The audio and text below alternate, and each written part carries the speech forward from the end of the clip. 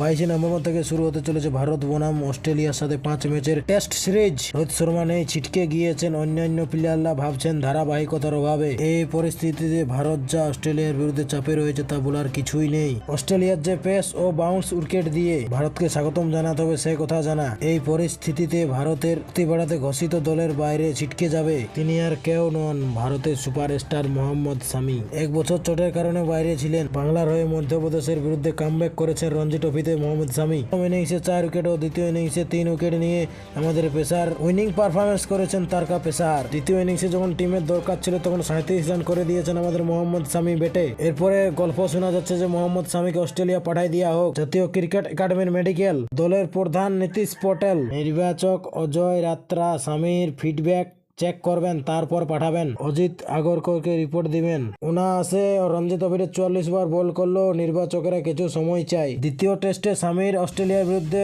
ফেরার চান্স থাকছে। শামির পারফরমেন্স ও ফিটনেস নিয়ে কথা বলবেন গৌতম গম্ভীর ও রোহিত শর্মা ও আগরকর। এখন দেখার বিষয় মোহাম্মদ শামি কি করছে, পাঠাচ্ছে কি পাঠাচ্ছে না বোর্ডে। চলো একটু পরে জেনে নেওয়া যাক পরের ভিডিও।